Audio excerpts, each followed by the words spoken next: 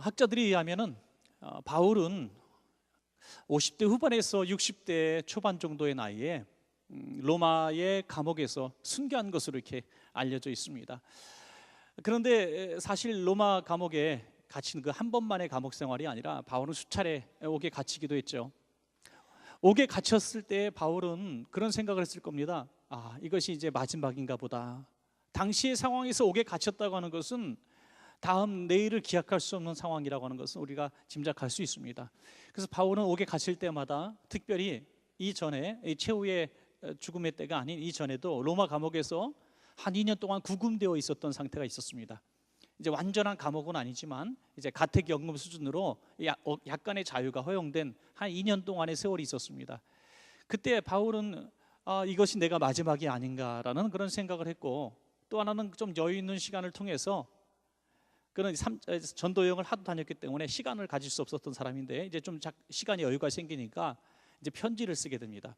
본인이 개척했던 교회들을 향해서 이것이 마지막이 될지 모르는 그런 애절한 마음으로 서신서를 이제 써서 보냈는데, 그것이 오늘 우리가 알고 있는 옥중 서신이라고 하는 거죠. 에베소서, 빌립보서, 골로새서, 빌레몬서, 그러니까 네 가지 성경을 우리가 옥중 서신이라고 하는데 바로 이때 쓰여진 성경입니다. 오늘 함께 읽으신 본문은 그 중에 하나죠.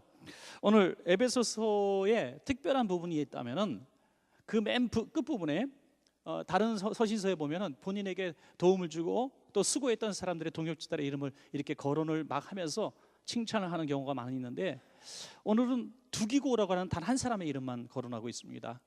그리고 이 두기고를 너희들에게 내가 특별히 보낸다. 특별히 보낸다. 사실 이 특별히 보낸다는 그런 의미가 여기 담겨져 있기 때문에 저는 오늘 말씀의 제목을 바울의 특사 두기고 이렇게 한번 잡아봤던 것이죠. 바울의 특사로 간 두기고. 바울이 이 특사로 보낸 가장 중요한 목적 중 하나는 자신의 이 처한 상황에 대해서 너무나 궁금했던 것이죠. 교회들이 이제 다시 방문을 하거나 소식이 전해져야 되는데 구금 상태에 있기 때문에, 행동의 자유가 없기 때문에 만날 수가 없습니다. 그래서 내가 잘 있다, 걱정하지 마라 하면서 이제 안심시키고, 또 바울이 직접 갈 수는 없지만은 거기에 수많은 교훈과 하나님의 말씀을 담아서 편지를 이제 보내게 되죠. 이제 뭐 이런 편지를 보내는 사역을 했던 사람은 꼭 두기고만이 아니라 이제 오네시모라든지 에바브로디도 같은 사람도 이 편지를 이렇게 배달했던 동역자들이기도 합니다. 그런데 오늘 에베소서에서는 이 두기고 이름 하나를 이렇게 들어서 우리가 함께 은혜를 나누기를 원합니다. 여러분, 신약 성경을 보면 안타깝게도 두기고에 대한 이야기는 그렇게 많이 나와 있지 않습니다. 그러나 몇 가지 성경 구절을 통해서 우리가 짐작할 때에 두기고가 어떤 사람인지 우리가 알 만큼은 사실 알 수가 있는 것이죠. 우리가 그 당시에 감옥에 갇힌 바울이 내가 왜 감옥에 갇혔는가 하는 것을 너무나 잘 알고 있었습니다. 그것은 복음 때문이었습니다. 하나님의 말씀을, 다시 말해서 예수 그리스도의 부활에 대해서 증거했기 때문에 감옥에 갇힌 것입니다. 죽임을 당하는 것입니다. 그런데 바울이 쓴 편지의 내용들을 보면 구구절절히 너희가 믿음 지켜라, 신앙 지켜라, 서로 사랑해라, 땅끝까지 복음을 증거해라, 이런 메시지를 담고 있습니다. 요즘 말로 하면은 아주 위험한 문서죠. 이거 전달하다가 검문에 걸리면은 감옥에 갇히는 건 당연한 일입니다. 그런데 바울이 이것을 누군가에게 전해야 되는데 누구에게 전하겠습니까? 믿을 만한 사람, 또 이 걸려도 죽음을 두려워하지 않는 사람에게 이 편지를 전해줄 수밖에 없는 것입니다. 그래서 두기고는 바울의 대단한 신뢰를 얻고 있었던 사람입니다. 여러분, 특사라고 하는 것은 바로 이와 같은 의무입니다. 보내는 사람의 마음을 잘 전달해야 되는 것이고, 또 그분의 목적을 반드시 완수하고 돌아오는 것이 특사인 것입니다. 요즘도 뭐 우리가 뭐 대북 특사라든지 뭐 이런 얘기가 있지 않습니까? 정말 어려운 문제를 풀려고 보내는 것이 특사인 것이고, 또 보내는 사람, 보내는 국민들의 마음을 잘 이렇게 완수하고 돌아오라는 것이 특사입니다. 특사가 특사 노릇을 못하면은 사실 아무런 성과가 있을 수가 없는 것입니다. 바울은 두기고를 그런 믿음의 특사로 그를 파송했다는 것입니다. 그 결과를 보면 두기고가 보낸 편지로 인해서 또 두기고 자신으로 말미암아 많은 교회들이 큰 위로를 받는 모습을 보게 됩니다. 위로와 비전을 가지고 다시 마음을 뜨겁게 하고 교회들이 회복되어지는 그런 분명한 증거들이 드러나고 있습니다. 오늘 저와 여러분이 오늘 본문을 통해서 하나 꼭 가져가지고 돌아가고 싶은 것은 두기고가 이런 사람이다라는 것을 보면서 저와 여러분도 두기고와 같이 우리 주님께서 믿고 보내실 수 있는 주님의 특사가 되리라, 그런 마음으로 오늘 본문을 같이 읽고 말씀을 들어주시면 대단히 감사하겠습니다. 오늘 두기고가 어떤 사람인지는 오늘 본문 중심 구절 에베소 6장 21절과 22절 단 두 절을 통해서 함께 은혜를 나누는데요, 특별히 21절 중반에 보면 첫 번째 두기고가 어떤 사람인가 보여지고 있습니다. 첫째는 사랑을 받는 형제요 그랬습니다. 주님의 특사로 쓰임 받을 수 있는 사람은 사랑받는 사람이어야 된다, 그죠? 사랑받는 사람. 그러면 첫 번째 질문을 드리겠습니다. 여기 여러분 그러면 기분 나쁘니까 저를 비롯한 여러분, 사랑받는 사람이라고 확신하십니까? 예, 사랑받는 사람. 오늘 우리 헌금 특송 아주 그런 은혜로운 말씀이 찬양이었어요. 그래요. 주님의 사랑을 받는 사람, 세상이 우리를 만지지도 건드리지도 못할 줄로 믿습니다. 주님의 사랑을 받는 거, 그 사랑을 내가 확신하고 있는 거, 이것은 대단히 중요한 것입니다. 두기고는 하나님의 사랑에 대한 확신이 있었고 그 사랑을 실제로 받는 사람이었습니다. 그러면 도대체 두기고가 어떤 일들을 해서 사랑받았을까? 그것은 성경에 그렇게 많이 나와 있지 않습니다. 그러나 오늘 사도 바울은 분명히 말씀합니다. 두기고는 사랑을 받는 형제다. 사랑을 받는. 한 가지 추측할 수 있는 것은 사랑받는 사람은 어떤 사람이죠? 굉장히 어려운 질문인가요? 사랑받는 사람은 사랑할 줄 아는 사람입니다. 믿습니까, 여러분?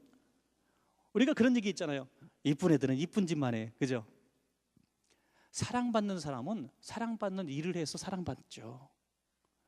사랑하지 않으면서 사랑받는 사람이 이 세상에 어디 있겠습니까? 사랑하기 때문에 사랑받는 것입니다.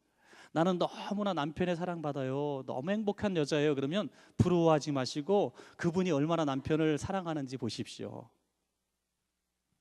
여러분, 사랑받는 사람은 사랑을 하는 사람이에요. 남편도 마찬가지고 부모 자식 간에도 마찬가지고 성도들 간에도 마찬가지더라고요. 사랑을 많이 베푼 사람이 사랑을 받게 되는 것입니다. 사랑하는 자요, 내 영혼이 잘된 같이 내가 범사에 잘되고 강건하기를 내가 강구하노라.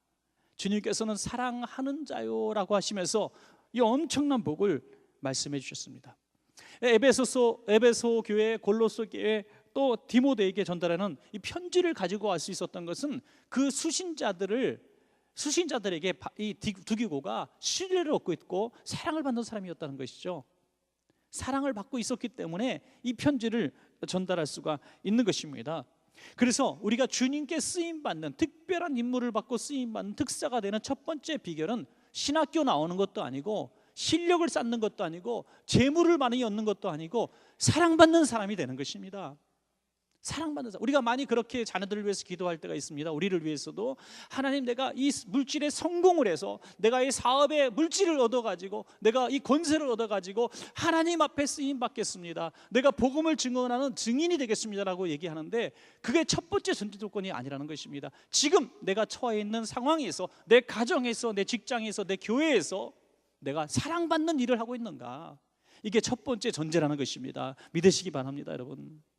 그래서 우리 자녀들을 위해서 기도하실 때 여러분, 저는 꼭 오늘부터 그렇게 기도했으면 좋겠습니다. 하나님, 우리 자녀가 이번에 꼭 좋은 성적 얻고 좋은 대학 가고 좋은 졸업을 하고 좋은 직장 가고 좋은 남자 만나고, 이거보다 전제가 하나님, 내 자녀가 어디 가든지 사랑받는 자녀가 되게 해달라고 기도해 주시기 바랍니다. 사랑받는 사람이 되면 어디 가든지 사랑받게 돼 있어요. 어디 가든지 주님 앞에 영광 돌리는 그런 일들을 하게 됩니다. 사랑받는 사람은 보니까 좌천을 돼서 나가도 그곳에서 다시 올라오더라고요. 사랑받는 사람은 요셉처럼 감옥에 가도 사랑을 받고 종살이에도 사랑받고 왕궁에서도 사랑받는 것입니다. 할렐루야. 사랑받는 사람이 되는 거예요. 한번 오늘 가만히 뒤돌아보십시오. 내가 사랑받는 사람인가? 질문이 다시 한번 드릴 테니까 아까 처음하고 좀 달라질 거예요. 여러분, 사랑받는 사람이십니까? 하나님은 성경을 쭉 보니까 사람에게 사랑받는 사람을 쓰시더라고요. 하나님을 사랑하고 하나님께만 사랑받는 사람이 아니라 그 증거는 사람에게도 사랑을 받는 사람이에요. 성경의 모든 인물들을 보십시오. 독불장군을 하나님은 쓰신 법이 없습니다. 요셉을 보십시오, 여러분. 형님들이 무슨 죄가 있다고 요셉을 죽이려고 하고 노예로 팔아버립니다. 얼마나 서러웠고 얼마나 억울했겠습니까? 정의의 심판을 내려도 되는 이런 상황입니다, 여러분. 그러나 요셉은 그 형님들을 다 용서할 뿐 아니라 그의 자녀들까지 다 책임지는 너그러운 총리가 되었습니다, 여러분.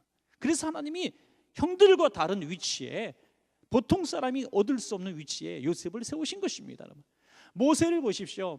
그 성격이 불같았던 사람이 이 이스라엘 백성 40년을 광야에서 이끌어갈 때에 얼마나 힘들었겠습니까, 여러분?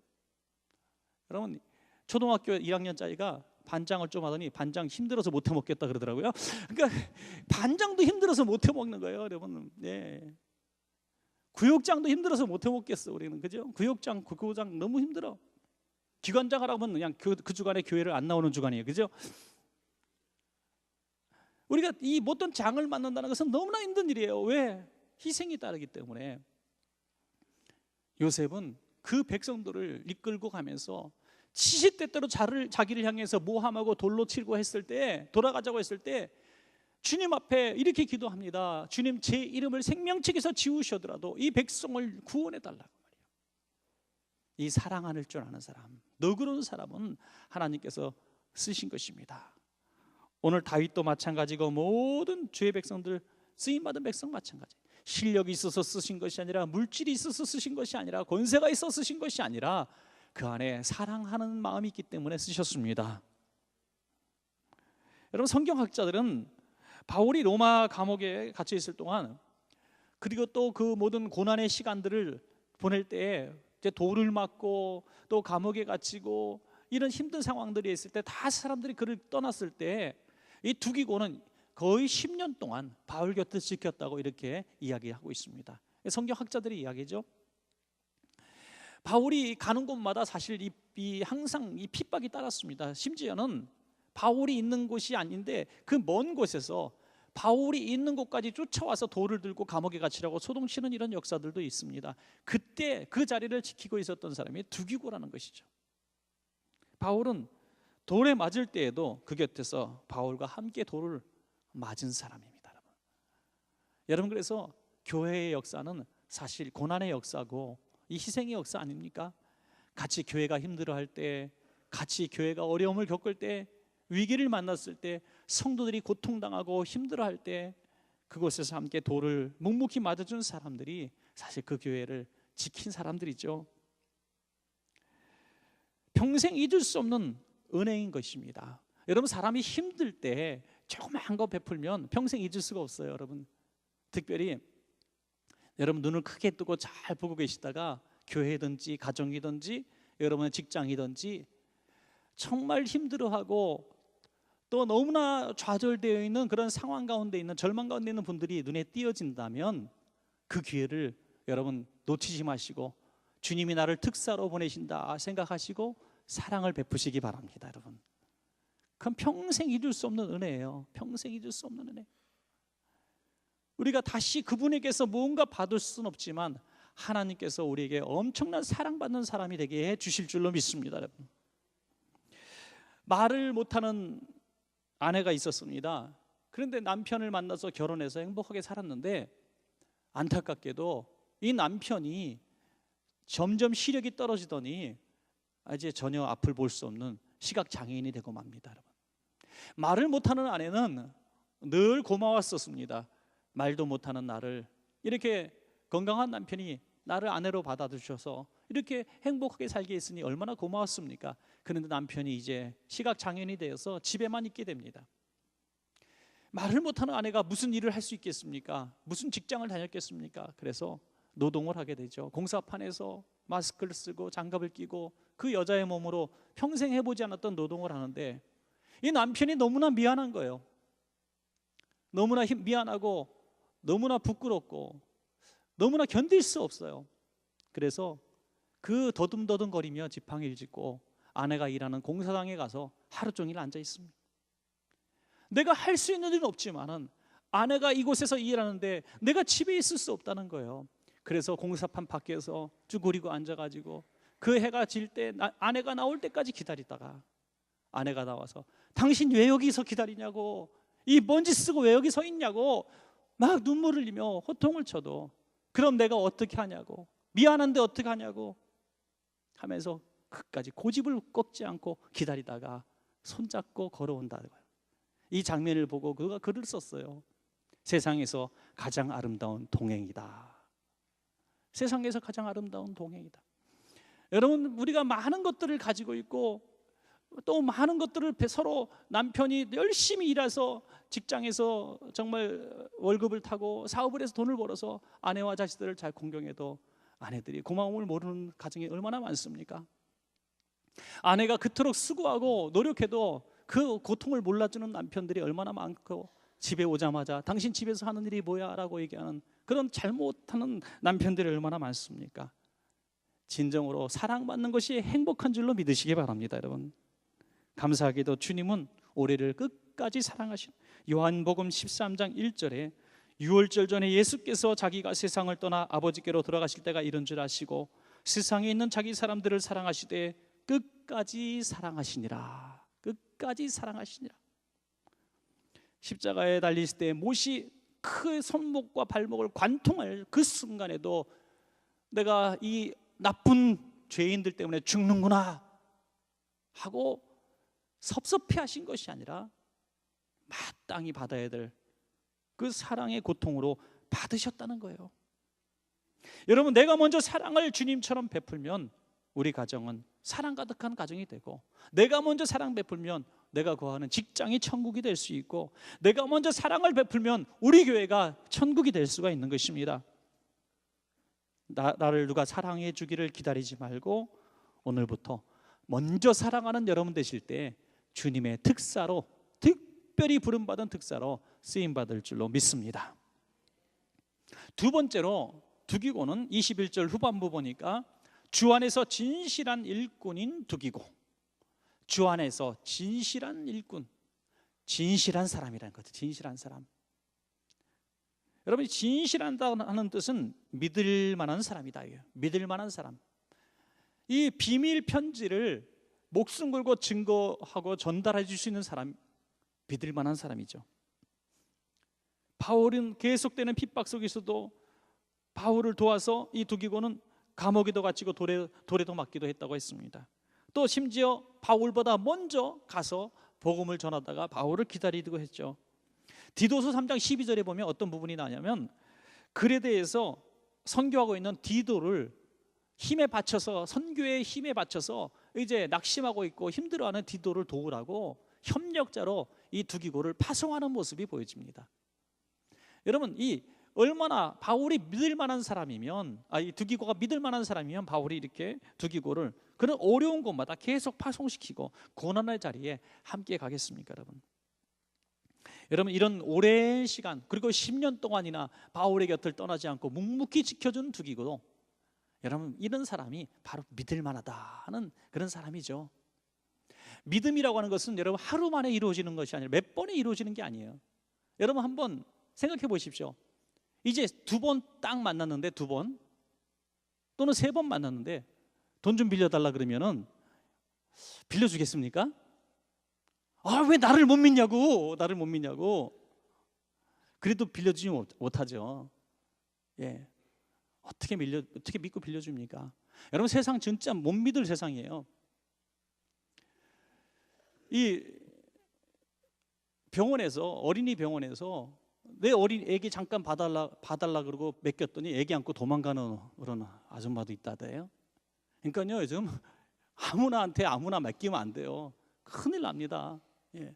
세상은 정말 믿는 사람이 없어요. 믿을 만한 사람이 없어요. 옆 사람 다시 한번 자세히 살펴보시기 바라요. 믿을 만한 사람이 없어요. 여러분, 우리들도 하나님과 사람 앞에 믿을 만한 사람인가 묻고 싶습니다. 두 번째 질문입니다. 여러분 믿을 만한 사람이십니까?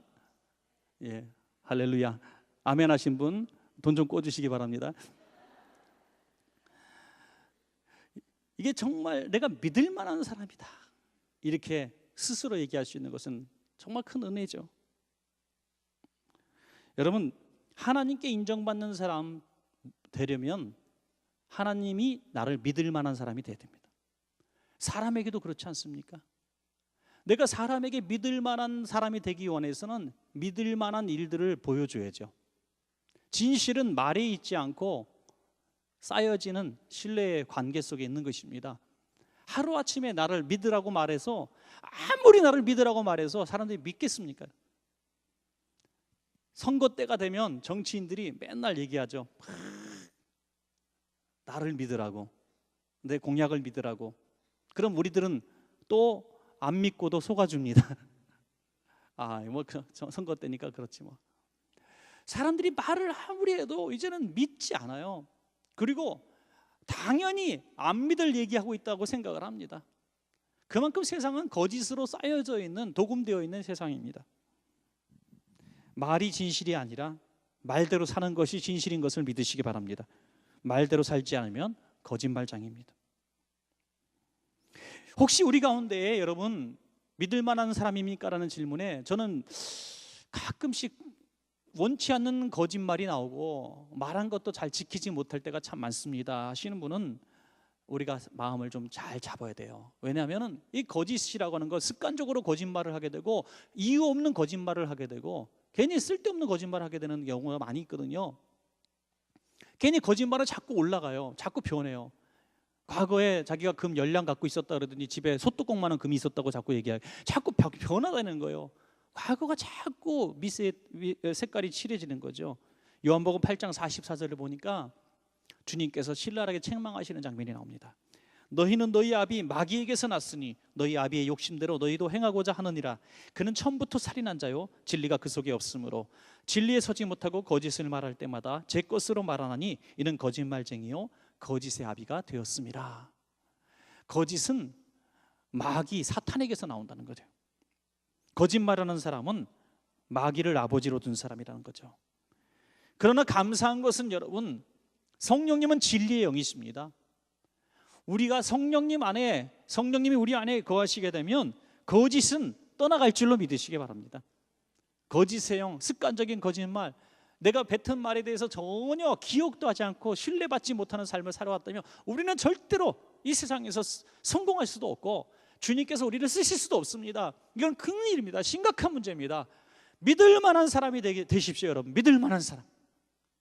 누군가 여러분이 한 말이 신용 보증처럼. 저도 하도 이 목사님들 세계 속에서 참 목사님들이 말을 저도 그렇습니다만은 마찬가지입니다만은 이 말을 너무나 약속을 안 지키는 사람들을 많이 봤어요, 주변에서. 그래서 제가 목회하면서 첫 번째 내 목회 결심 1번이 약속을 지키자, 이렇게 썼겠어요. 오죽하면. 약속을, 한 말에 대해서는 지켜야죠. 내가 해준다 그러면 해주고, 내가 쓰겠다 그러면 쓰는 거고, 내가 가겠다면 가야죠.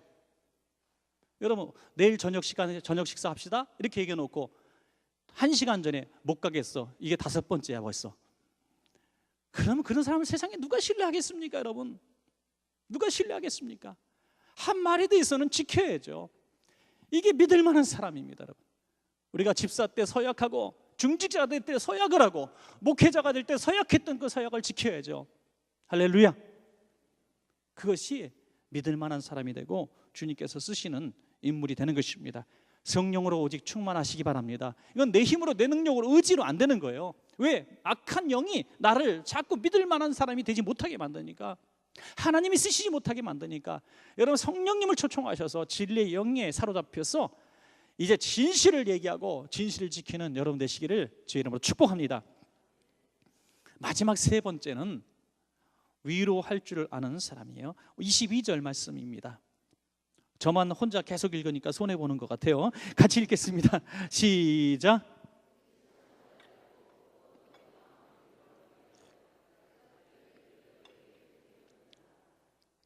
아멘.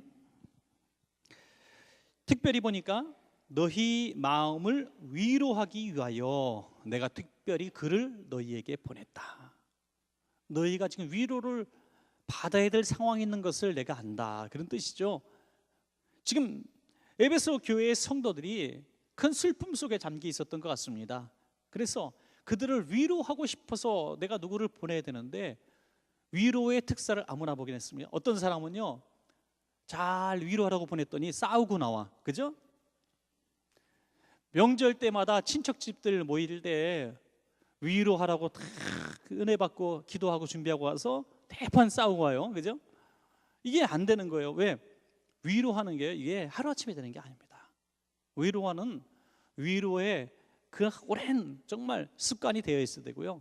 위로의 어떤 영이 있어야 돼요. 여러분, 위로하는 사람이십니까? 라는 질문을 할 테니까 한번 속으로만 대답하세요. 여러분, 위로할 줄 아는 분이십니까? 위로는 받고 싶은데 위로할 줄 모르는 세상이 되었기 때문에 세상이 이렇게 반목과 질시가 있는 것입니다. 오늘 요즘의 세상을 보십시오. 다 망가지고 깨어지고 사분오열되고 난장판이에요. 이렇게 된 이유가 뭡니까? 위로 받고 싶은데 위로해달라는 거예요. 결국에는 나 좀 위로해달라는 거예요. 그러면 위로하면 되는 거예요. 믿습니까? 위로 받고 싶은데 나 좀 위로해달라고 세상이 이렇게 막 떠벌리는데 가서 한번 안아주면 되잖아요. 그걸 가지고 뭐 이렇게 못됐다고 욕심꾸러기라고 그렇게 할 필요 뭐 있어요? 가서 한번 안아주면 되지. 여러분, 이 고통받는 사람은 한번 안아주면 되는 거예요. 모든 정치적인 문제 저는 견해에 특별히 없어요. 그러나 아픈 사람 가서 위로하면 되는 거예요.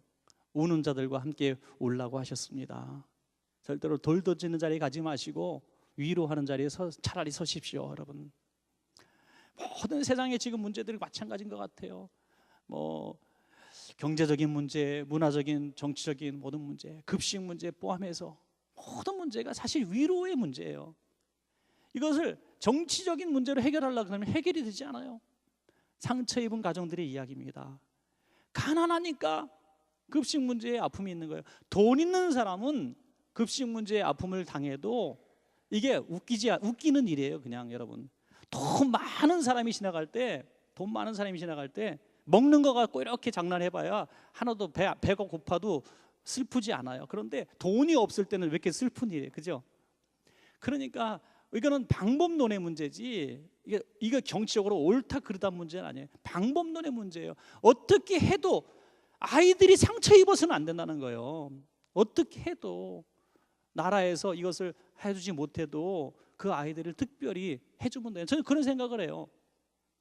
차라리 정말 이 지역에 몇 개 중고등학교 아이들이 정말 어려운데 나라의 지원을 받는 그 간격에 살짝 벗어나서 못 받는 아이들이 있다면 차라리 우리 원천교회 명단만 다 주면 우리가 다 대주고 싶어요. 할렐루야. 여러분, 그렇게 해주면 되잖아요. 지역에서 좀 돈 있는 기업들이 해주고 좀 은근히 교회들이 십시일반 모으면 뭐든지 풀어나갈 수 있는 거예요. 그것을 가지고 내 것이 아닌 남의 것을 가지고 나라 돈만 가지고 해결하려고 하니까 이것이 다툼이 되고 싸움이 되는 겁니다. 여러분, 이 성경에 보니까 바울이 왜 위로하는 두기고를 보냈는가? 바울은 위로의 사람이었기 때문입니다. 고린도후서 1장 6절에 보니까 우리가 환난 당하는 것도 너희가 위로와 구원을 받게 하려는 것이요 우리가 위로를 받는 것도 너희가 위로를 받게 하려는 것이니 이 위로가 너희 속에 역사하여 우리가 받는 것 같은 고난도 너희도 견디게 하느니라. 고난을 이기게 하는 힘은 위로라는 것이죠. 또한 이런 위로의 사역은 성령님께서 기뻐하시는 사역이에요. 로마서 8장 26절에 보니까 이와 같이 성령도 우리의 연약함을 도우시나니 우리는 마땅히 기도할 바를 알지 못하나 오직 성령이 말할 수 없는 탄식으로 우리를 위하여 친히 간구하시느니라. 할렐루야. 주님은 우리를 위로하시라고 성령님을 보내주신 줄로 믿으시기 바랍니다. 그래서 우리는 성령님으로 위로를 받은 사람. 여러분, 우리가 그리스도인들이 그래서 세상에서 어떤 환난과 고난과 핍박을 당해도 우리가 헤쳐나갈 수 있는 힘은 우리의 대적을 물리쳐 주셔서가 아니라 우리 안에 성령님이 위로하시기 때문에 우리는 회복될 수가 있는 것입니다. 지난 한 주간 또는 한 달 동안 우리가 세상에서 얼마나 고통받으셨습니까? 여러분, 얼마나 피곤하셨습니까? 얼마나 지치셨습니까?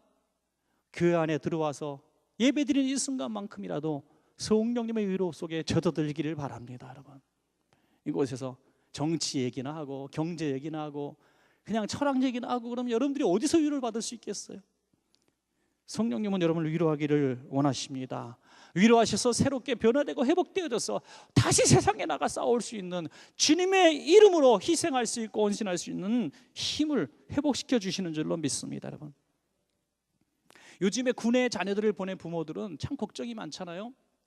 전에 없던 단어가 하나 있어요. 그게 뭐예요? 전에 없던 단어, 군대에 무슨 사병? 관심사병. 관심사병. 저는 듣보잡이 뭔지 아세요? 이거는 20대 이하만 아는 겁니다. 제가 20대 이하예요. 듣보잡. 예. 듣도 보지도 못한, 예? 그런 거예요. 예. 듣도 보지도 못한 건데 관심사병이라는 게 있어요. 관심사병. 이게 특별히 묶어놨는데 여러분 놀라지 마십시오. 관심사병이 사건을 항상 일으키는데 관심사병이 전체 병사 수의 20%라는 거 아십니까, 여러분? 5명 중에 하나가 관심사병이에요. 누구든지 지금 문제를 일으킬 수 있는 요건을 다 갖고 있다는 거예요. 그만큼 군대가 있는 청년들의 마음이 지금 정신이 온전하지 못하다는 거예요. 더 놀라운 것은 A급으로 딱 분류해. 얘네들은 특별 관리예요. 2-3명이 붙어가지고. 그게 물론 3.6%, 17,000명이에요. 17,000명. 총기 사고 나고 애들 막 쏴 죽이고 하는 사람이 특별히 관심사병, A급 관심사병 중에 많은데, 그 일으킬 수 있는 그런 뭐랄까 그런 자격이 있다면 좀 그렇지만 그럴 수 있는 요건이 있는 사람이 17,000명이라는. 그러니까 군대에서 끊임없이 사건 사고가 일어나는 거죠. 장교들도 있다요. 장교들도 200명이나 있답니다. 장교가, 관심 장교. 이건 굉장히 중요한 얘기입니다. 세상은 왜 관심 사병, 관심 교인이라고 얘기할까요? 관심 받고 싶어서 그러죠. 관심 가져달라는 겁니다. 여러분, 관심 가져달라는 거예요. 교회 내에서도 보면, 직장에서도 보면 이해할 수 없이 막 그냥 그런 사람들이 있잖아요. 야, 정말 이해할 수 없어. 그런 사람은요, 고칠 수 있는 방법 딱 하나밖에 없어요. 관심 가져주면 되는 겁니다. 관심 가져주면 돼. 오늘 옷도 뭐 어떻게 입고 왔다, 뭐 귀걸이 어떻게 하고 왔다, 머리 어떻게 왔다, 그냥 관심 가져주세요. 그냥. 예. 내 마음에 안 들어도 어머 이렇게 예쁘게 하고 왔니? 그러면서 딴 데 보면서 그냥 얘기하세요. 이렇게 거기 보면서 차마 말을 못 하겠으니까 그냥 말이라도 자꾸 관심을 가져달라는 거예요. 교회를 왔는데, 내가 1년째 원천교회 다녔는데 아무도 나를 몰라줘. 아무도 나를 한 번도 인사하는 사람이 없어. 그러면은 이 교회는 사랑이 없어 하고 나가요. 관심 가져달라는 거죠. 관심. 그렇다고 해서 저는 목회 방침이 또 막 붙들고 등록하세요 이렇게 하지 말라, 못하게 하는 스타일이기 때문에 그렇게 하진 않지만은, 그래도 안녕하세요, 지난주에 오셨었죠? 이렇게 한마디 왜 못해요, 여러분? 관심 가져달라는 거예요. 관심. 저도 한때는 정말 날카로운 메시지를 참 좋아했어요. 제가 신대원 다닐 때, 또는 천연병 전도사 시절 때, 전도사 제가 7년 생활을 했는데, 그 전도사 시절 때 또는 그때는 굉장히 설교를 제가 생각해도 날카로운 설교를 했던 것 같아요. 여러분 기억하시지도 못하겠지만 20년 전 설교를 기억하겠습니까? 20년 전에 날카로운 얘기만 했던 것 같아요. 뭐 이렇게 세상의 개혁에 대해서, 뭐 변화에 대해서, 그리스도인의 삶의 정체에 대해서 막 이렇게 굉장히 날카로운 설교를 많이 했어요. 저는 그렇게 살지도 못하면서 이렇게 막 이렇게 했던 것 같아요. 그게 굉장히 잘하는 건 줄 알았어요. 이 막 외치고 막 그런 게 잘하는 건 줄 알았어요. 그런데 목회하는 중에 어느 날 기도하는데 제 마음속에 성령님이 너무나 강하게 말씀하셨던 걸 평생 잊을 수가 없습니다. 내 양인데 왜 네가 치냐 그러더라고요. 내 양인데 왜 네가 때려 그러시더라고요. 하나님의 양인데 왜 네가 책망하냐 이거예요. 책망은 하나님이 하신다는 거예요. 저는 그때 굉장히 크게 깨달았어요. 하나님의 사람은 하나님이 책망하시는 거예요. 사람이 책망하면 안 돼요. 목회자라 할지라도 성도 책망하지 말라고 말씀하셨어요. 하물며 성도가 목회자를 책망해서는 안 돼요. 믿으십니까 여러분? 저한테 하는 소리라 별로 기분이 안 좋죠? 예. 성도는 목회자 책망하는 거 아니에요. 목회자도 성도 책망하는 거 아닌데 오죽하면 성도가 목사가 성도 책망하고 성도가 목사를 책망하니까 이 교회가 지금 이렇게 된 거예요. 성도끼리도 책망하지 마십시오. 여러분, 여러분의 자식 가르칠 때 때려서만 됩니까? 때려서 고칠 수 있는 아이가 있으면 그냥 맨날 때리세요. 근데 때려서 고칠 수 있는 게 아니에요. 때리고 나서 안아줘야 돼요. 안아줘야 아이가 고쳐집니다. 때리기만 하니까 안 고쳐지는 거죠. 부모랑 왜 아이들이 대화하기 싫어합니까? 만나면 혼내는 얘기만 하고 너 방 가서 공부해 그러거든요. 얘들아, 엄마랑 오늘 시간 내서 공부하자. 간식 딱 갖다 놓고 간식이 엎어지죠. 그리고 네 방 가서 공부해. 너는 다시 내게 나봐라. 그럼 엄마가 부르면 그 다음부터 얘는 경기를 일으키는 거죠. 위로받고 싶어하는 아이는 그냥 위로해주면 돼요. 오늘 빵점 받고 오면은 그냥 한번 꼭 안아주면서 괜찮아, 괜찮아. 네, 다음에 10점 맞아오면 돼. 그럼 되지. 속에서는 부글부글 네 아빠 닮아서 그래도 그냥 안아주면 되는 거예요. 그러면 아이가 열심히 공부하는 거예요. 때려서 공포심 줘서 공부시키는 건 이게 사랑이 아닙니다. 이사야 40장 1절을 저에게 말씀하셨어요. 너희의 하나님이 이르실 때 너희는 위로하라. 내 백성을 위로하라. 교회에서 가장 잘하는 일은 위로하는 일입니다, 여러분. 위로하는 일이에요. 교회의 사역은 위로하는 사역을 해야 돼요. 그래서도 목회의 중요한 방향성, 위로 사역입니다. 어린이 축제, 세상을 위로하자는 거예요. 가난한 아이들을 위로하자는 겁니다. 이런 모든 일들이 위로하는 사역에 우리가 초점을 맞추는 거예요. 그럴 때 하나님이 우리를 세상을 향한 특사로 우리 교회를 쓰실 줄로 믿습니다. 여러분이 당한 아픔, 모든 고통은 다 위로의 재료입니다. 아파본 사람이 아파본 사람은 아는 거예요. 제가 이 사별을 고통을 당한 사람을 보니까요, 세상 누가 만나서 위로해도 위로가 안 되더라고요. 자식을 잃고 남편을 잃고 아내를 잃고 부모를 잃은 그 아픔은요, 이게 세상에서 어떻게 몇 마디 얘기로 안 되더라고요. 그 끔찍한 고통은 당해보지 않은 사람은 모르는 거예요. 그때 위로가 되는 경우가 있는데, 최근에 그런 고통을 겪었던 이가 가서 꼭 안아주니까 위로받더라고요. 내가 그런 고통을 압니다 하고 안아주니까 위로가 되더라고요. 교회 안에는 모든 경험을 한 사람이 다 있어요. 재수한 친구는 재수한 선배가 안아줄 때 위로가 되는 거예요. 괜찮아, 난 삼수했거든 하면서 안아주는 거야. 재수한 친구는 난 2년 더 남았네 그러는 거예요. 그죠? 그러니까 이 직장을 못 들어가서 100군데 넣어서 떨어진 친구한테 직장을 3년 동안 못 들어갔다 친구가 선배가 안아주면서 난 3년 동안 못 들어갔었다. 얘 27살짜리가 3번 빠꾸 맞아서 결혼 못했을 때 37살짜리 가서 안아주면 돼요. 참. 우리 교회 안에서는 위로할 수 있는 사람이 다 있어요. 여러분, 위로하시기 바랍니다. 여러분, 말씀을 맺겠습니다. 주님은 오늘도 우리를 특사로 쓰시길 원하십니다. 바울이 두기고를 특사로 쓰셨습니다. 그런데 바울이 두기고가 바울의 특사였습니까? 결국에는 하나님의 특사인 줄로 믿으시기 바랍니다. 우리가 원천교회의 특사로 세상을 나갔지만 사실 원천교회의 특사가 아닙니다. 주님의 특사인 줄로 믿습니다. 주님의 특사 3가지 요건 꼭 가지시기 바랍니다. 사랑이 많은 사람, 믿을 만한 사람, 위로하는 사람 되셔서 특사로 쓰임받기를 주의 이름으로 축원합니다.